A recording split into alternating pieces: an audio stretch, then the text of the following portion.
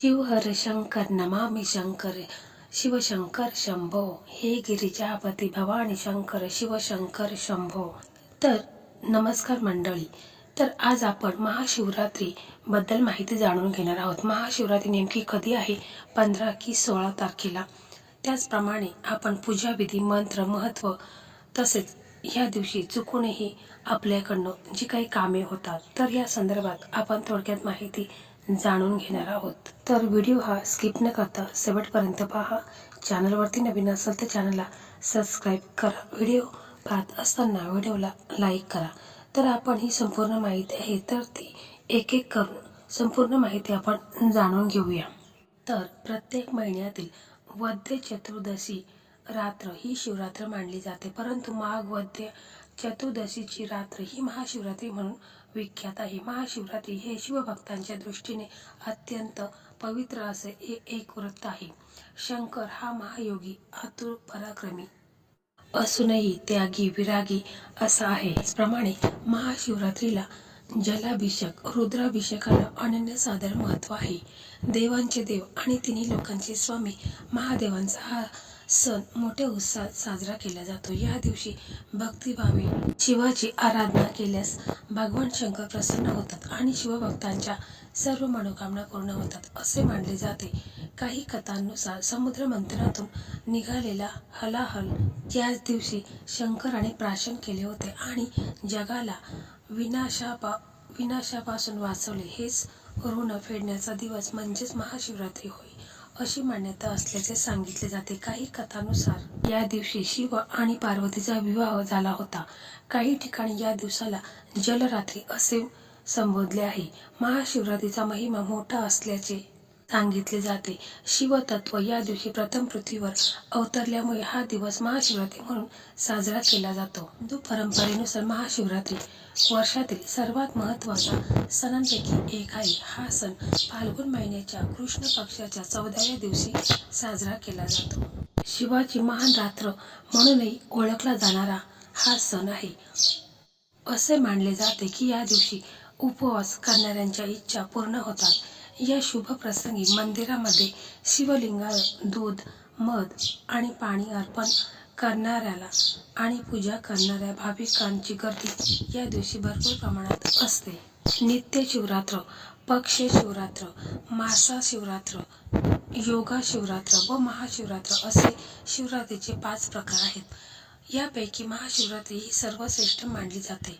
दररोजची रात्र ही नित्य शिवरात्र, शुद्ध चतुर्दशीची रात्र ही पक्ष शिवरात्र, प्रत्येक महिन्याच्या वद्य चतुर्दशीची रात्र ही मासा शिवरात्र आणि योग सामर्थ्याने निर्माण केलेली रात्र ही योग शिवरात्र मानली जाते। तर माघ वद्य त्रयोदशीला एक वेळ भोजन करून राहावे। चतुर्दशीच्या दिवशी सकाळी व्रताचा संकल्प केला जातो। स्नान, शिवपूजन द्वारे व्रत पूर्ण करावे। उपवास व पूजा व जागरण ही या व्रताची 3 प्रमुख अंगे आहेत। रात्रीच्या 4 प्रहरापैकी प्रत्येक प्रहरामध्ये वेगवेगळ्या पद्धतीने शिवाची पूजा केली जाते। तिला याम पूजा असे म्हटले जाते। पूजा करताना शिवाला विशेष प्रिय म्हणून बेल, आंबा वगैरे आणि बेलाची पाने ही वाहिली जातात। विशिष्ट वर्ष व्रत केल्यानंतर त्याचे उद्यापन करता येते। या काळात उपवास, जागरण वगैरे गोष्टी न कळत घडल्या तरी व्यक्तीचा उद्धार होतो।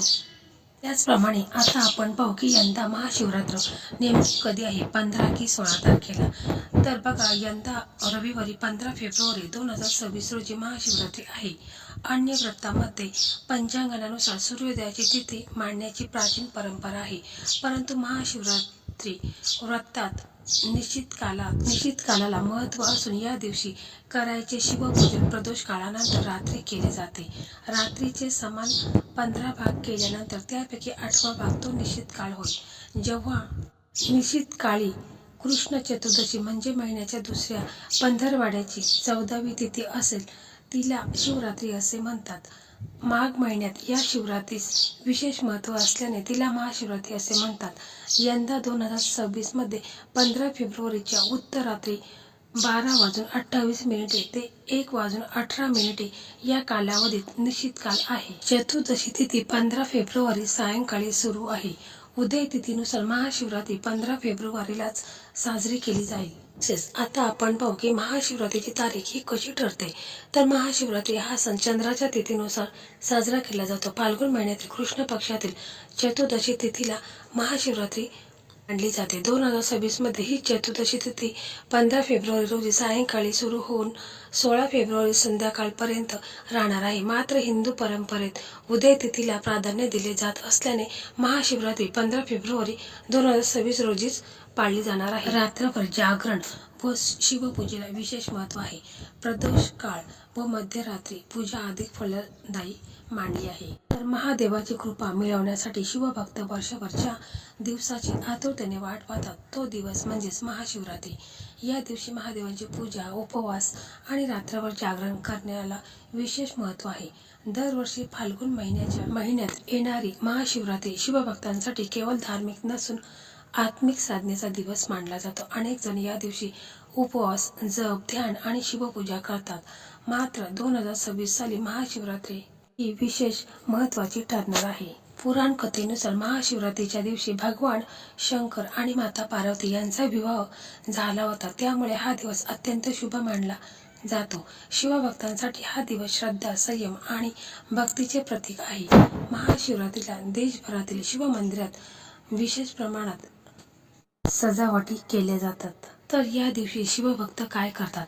महाशिवरात्रीच्या दिवस्वी बहुतांश भक्त सकाळपासून उपवास करतात. काही जण निर्जला उपवास करतात तर काही फलाहार स्वीकारतात. दिवसभर शिवनामस्मरण, मंत्रजाप, शिवपुराण किंवा शिवरात्रीचे वाचन केले जाते. सायंकाळी आणि रात्री शिवलिंगावर जल, दूध आणि पंचामृताचा अभिषेक केला जातो. बेलपत्र अर्पण करून महादेवांची आरती केली जाते. तसेच महाशिवरात्रीच्या नावातच रात्र हा शब्द असल्याने या दिवशी रात्रीची पूजा विशेष फलदायी मानली जाते.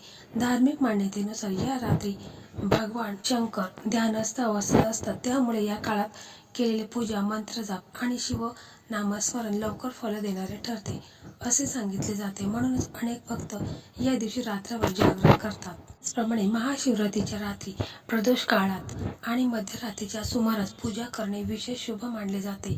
या वेळेत शिवलिंगावर अभिषेक करून ओम नमः शिवाय मंत्राचा जप केल्यास मानसिक शांती आणि इच्छा पूर्ती मिळते अशी श्रद्धा आहे. त्याचप्रमाणे महाशिवरात्रीचे व्रत आणि पूजा कशा प्रकारे करायचे हे देखील थोडक्यात पाहूया.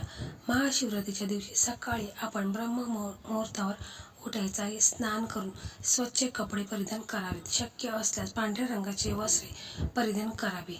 त्याचप्रमाणे आपल्या देवघरामध्ये जर शिवलिंग असेल तर त्याच्यावर तुम्ही पंचामृताने अभिषेक करू शकता किंवा तुमच्या जवळपास मंदिर असेल तर त्या मंदिरामध्ये तुम्हाला सकाळीच जायचं आहे. शक्य असेल तर आपल्या घरातूनच एक जल पाण्याने भरून न्यायचं आहे.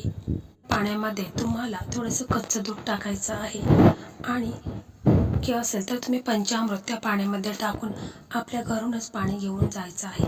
आणि तिथे गेल्यानंतर मग तुम्हाला शिवलिंगावरती जलाभिषेक करून मग तुम्हाला पंचामृत अर्पण करायचं आहे आणि बेलपत्र असेल तर ते देखील अर्पण करायचं आहे आणि ओम नमः शिवाय या मंत्राचा 108 वेळा तुम्हाला जप करायचा आहे.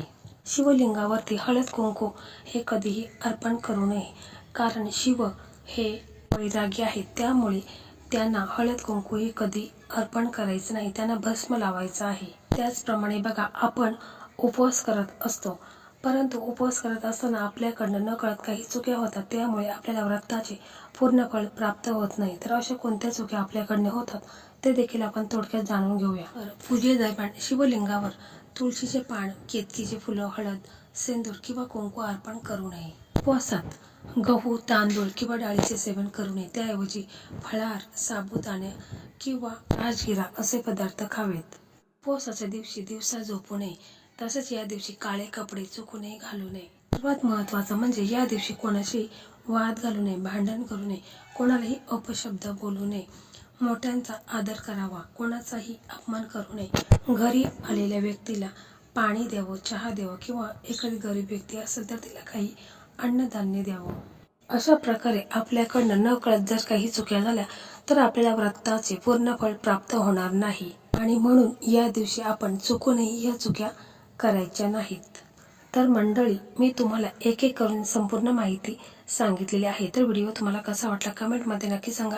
व्हिडिओ आवडला तर व्हिडिओला लाईक करा, शेअर